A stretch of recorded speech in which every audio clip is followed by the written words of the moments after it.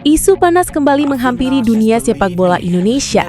Kali ini, sorotan tertuju pada Timnas U23 setelah mencuat kabar adanya pemain titipan dalam skuad Garuda Muda. Situasi ini menjadi pembahasan serius, hingga akhirnya berujung pada keputusan tegas dari PSSI memecat Gerald Vandenberg dari kursi pelatih dan menunjuk kembali Shin Tae-yong untuk memimpin tim. Gerald Vandenberg, yang sebelumnya dipercaya membesut Timnas U23, dinilai gagal memenuhi ekspektasi. Penampilan tim yang tidak konsisten, ditambah isu adanya pemain yang masuk skuad bukan karena kualitas, melainkan faktor non-teknis, membuat posisinya goyah. PSSI bergerak cepat dengan melakukan evaluasi, dan hasilnya, Vandenberg resmi diberhentikan dari jabatannya. Isu pemain titipan memang bukan hal baru di sepak bola nasional. Namun, kabar ini semakin mencuat setelah beberapa pertandingan Timnas U23 menunjukkan performa yang tidak maksimal. Publik mulai mempertanyakan keputusan pemilihan pemain. Apakah benar-benar berdasarkan kualitas atau justru ada intervensi dari pihak luar? Situasi inilah yang akhirnya memperburuk posisi Vandenberg sebagai pelatih. Untuk mengembalikan kepercayaan publik sekaligus memperbaiki performa tim, PSSI mengambil langkah strategis.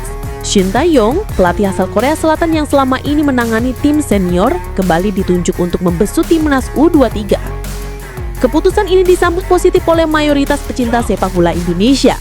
STY dikenal tegas, disiplin, dan tidak kompromi terhadap isu pemain titipan. Kembalinya STY diharapkan mampu mengangkat mental serta performa Garuda Muda. Sebelumnya, Shin Tae-yong pernah membawa Timnas U23 tampil mengesankan di ajang internasional, termasuk bersaing ketat di Piala Asia U23. Dengan rekam jejak itu, publik optimis ia bisa kembali menata tim yang belakangan dinilai kehilangan arah. Tak hanya itu, keputusan ini juga menjadi sinyal kuat bahwa PSSI ingin menegaskan komitmen untuk membersihkan praktik-praktik tidak sehat dalam pengelolaan tim nasional. Ketua Umum PSSI, Erick Thohir berkali-kali menegaskan bahwa prestasi hanya bisa dicapai jika semua proses berjalan profesional dan transparan. Meski begitu, tantangan berat menanti Shin Tae-yong. STY harus segera membangun kembali kepercayaan pemain, memilih skuad berdasarkan kualitas murni, serta mengembalikan gaya permainan disiplin yang selama ini menjadi ciri khasnya. Di sisi lain, publik berharap isu pemain titipan bisa benar-benar dihentikan. Sebab jika terus berlanjut, hal ini tidak hanya merugikan performa tim, tetapi juga bisa meruntuhkan kepercayaan generasi muda terhadap proses seleksi di Timnas Indonesia. Kini, sorotan akan tertuju pada langkah awal Shin Tae-yong. Apakah ia mampu kembali membawa disiplin dan prestasi untuk Garuda Muda? Ataukah isu pemain titipan masih akan menghantui perjalanan Timnas U23? Yang jelas, keputusan memecat Gerald Vandenberg dan mengembalikan kendali ke tangan STY menjadi titik balik penting. Harapannya, Timnas U23 bisa kembali fokus, bersih dari intervensi, dan siap menatap tantangan besar di kancah internasional. Pemain Timnas Indonesia, Calvin Verdong, tengah berada di ambang sejarah besar. Setelah menyelesaikan tugasnya bersama Garuda pada ajang FIFA Matchday September 2025, ia kini langsung mengalihkan fokus ke perjalanan barunya di Perancis bersama Lille. Laga terakhir Verdong bersama Timnas tersaji pada 8 September lalu ketika Indonesia bermain imbang tanpa gol melawan Lebanon. Usai pertandingan itu, tanpa banyak waktu beristirahat, Verdong segera terbang menuju Prancis untuk bergabung dengan Lille yang tengah bersiap menghadapi pekan keempat Ligue 1. Kepindahan Verdong ke Lille menjadi kabar besar bagi sepak bola Indonesia. Pemain berusia 28 tahun itu resmi direkrut pada hari terakhir bursa transfer musim panas setelah tampil konsisten selama 3 musim bersama NEC Nijmegen. Lille pun ramai merogoh kocek hingga 3 juta euro atau sekitar 57 miliar rupiah untuk memboyongnya. Verdong berproyeksi mengisi posisi bek kiri, sektor yang memang membutuhkan kedalaman di skuad Lille. Menariknya, ia berpeluang menjalani debutnya saat Lille menjamu Toulouse di Stade Pierre-Mauroy Minggu 14 September 2025 waktu Indonesia. Jika benar-benar diturunkan, maka Verdong akan mencatatkan namanya sebagai pemain Indonesia pertama yang tampil di Ligue 1 Prancis. Namun, peluang besar itu hadir bersama tantangan berat di posisi bek kiri. Verdong harus bersaing dengan Romain Perraud ex Southampton yang sudah merasakan kerasnya Liga Inggris dan juga pernah memperkuat Timnas Prancis di level kelompok usia. Persaingan ini jelas akan menguji konsistensi dan kualitas permainan Verdong. Selain itu, Perjalanan jauh dari Indonesia ke Prancis hanya dalam hitungan hari sebelum laga membuat kondisi fisik Verdong patut diperhitungkan. Adaptasi cepat dari hadapi ritme latihan dan kebutuhan pertandingan tentu akan menjadi kunci jika ia ingin mendapat menit bermain. Meski begitu, publik Indonesia percaya Verdong punya mental dan kemampuan untuk bersaing. Saat membela NEC Naming Gen, ia pernah merebut posisi inti dan mempertahankannya dalam waktu lama. Konsistensi itulah yang membuat Lille kepincut. Bukan hanya sekedar perekrutan pemain baru, tetapi juga investasi jangka panjang untuk memperkuat sektor pertahanan mereka.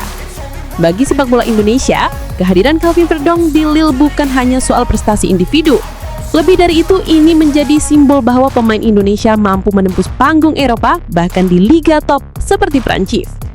Belum ada pemain asal Indonesia yang mencatatkan menit bermain di Liga 1 Prancis, dan Verdong berpotensi membuka jalan baru. Perjalanan karirnya sendiri cukup menarik. Lahir di Belanda dengan darah Aceh Melaboh, ia meniti karir di Akademi Feyenoord sebelum melanjutkan langkah ke NEC Naming Gen.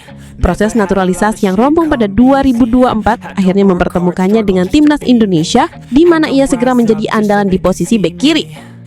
Kini, dengan kesempatan berkarir di Lille, Verdong bukan hanya mewakili dirinya sendiri, ia juga membawa harapan besar bagi jutaan penggemar sepak bola Indonesia yang ingin melihat Garuda semakin dihormati di kancah internasional. Semua mata pun kini menanti hari Minggu. Apakah Verdong benar-benar menjalani debutnya bersejarah di Ligue 1 Prancis, atau ia harus menunggu lebih lama untuk mendapat kepercayaan? Yang jelas, apapun hasilnya nanti, nama Calvin Verdong sudah tercatat sebagai salah satu pionir penting dalam perjalanan sepak bola Indonesia modern. Menjelang putaran keempat kualifikasi Piala Dunia 2026, skuad Garuda mendapat pesan penting dari salah satu mantan punggawa timnas Indonesia, Egy Melgiansyah. Pemain berusia 35 tahun itu menekankan satu hal yang dianggap krusial, para pemain harus mampu mengendalikan emosi. Bukan tanpa alasan, tim asuhan Patrick Kluivert bergabung di grup B bersama lawan tangguh dari Timur Tengah yaitu Arab Saudi dan Irak. Dua negara ini dikenal dengan gaya permainan keras sekaligus memprovokasi. Situasi seperti ini sering menjadi ujian mental karena jika terpancing emosi dampaknya bisa merugikan tim sendiri. Jangan sampai terbawa emosi, itu yang paling utama, tegas Egy saat memberikan pandangannya di Jakarta Selasa 9 September 2025. Pesan itu terasa sangat relevan. Dalam sepak bola bukan hanya kemampuan teknis yang menentukan hasil pertandingan, tetapi juga kedewasaan dalam menjaga konsentrasi. Apalagi Indonesia akan menjalani laga tandang menghadapi tuan rumah Arab Saudi pada 8 Oktober 2025, kemudian bersama Irak pada 11 Oktober 2025. Bermain di markas lawan dengan dukungan penuh supporter tuan rumah akan menjadi tantangan tersendiri bagi mental para pemain Garuda. Meski memberi peringatan keras, Egy juga menyampaikan optimisme. Ia menilai performa Indonesia selama FIFA Matchday September 2025 patut diapresiasi. Garuda mampu menang besar 6-0 melawan Taiwan, lalu menahan imbang Lebanon dengan skor 0-0. Menurutnya, catatan tersebut membuktikan bahwa semangat juang para pemain berada dalam kondisi terbaik. Dengan semangat pemain seperti sekarang, saya yakin bisa lolos ke Piala Dunia, ujar Egy penuh keyakinan. Ucapan itu tentu memberikan suntikan moral bagi skuad Garuda. Sebagai mantan gelandang timnas yang pernah merasakan atmosfer laga internasional, Egy paham betul pentingnya mentalitas dalam pertandingan besar. Menghadapi tim kuat seperti Arab Saudi dan Irak, fokus dan kedisiplinan akan menjadi senjata utama Indonesia. Patrick Kluivert sendiri diyakin sudah menyiapkan strategi matang. Pelatih asal Belanda itu punya pengalaman luas menangani tim muda Eropa dan kini ditantang untuk membawa Indonesia menembus sejarah baru. Namun, sebagus apapun taktik yang diterapkan, jika para pemain muda terpancing provokasi, maka semua rencana bisa berantakan. Itulah sebabnya pesan Egy Megi yang terasa sangat penting. Kontrol emosi akan menentukan apakah Garuda mampu bertahan menghadapi tekanan lawan atau justru terjebak dalam permainan yang tidak menguntungkan. Kini, perhatian publik tertuju pada laga pembuka melawan Arab Saudi. Pertandingan itu akan menjadi ujian pertama sekaligus penentu arah perjuangan Indonesia. Jika mampu mencuri poin, kepercayaan diri para pemain akan meningkat drastis sebelum menghadapi Irak. Harapan besar pun kembali mengemuka. Dengan kombinasi semangat juang, dukungan penuh supporter, serta mentalitas yang lebih matang, Indonesia diakini bisa memberikan kejutan di panggung Asia. Pesan Egy sederhana, namun syarat makna. Jangan mudah terpancing, karena di level setinggi kualifikasi Piala Dunia, detail kecil bisa menjadi pembeda antar kemenangan dan kekalahan.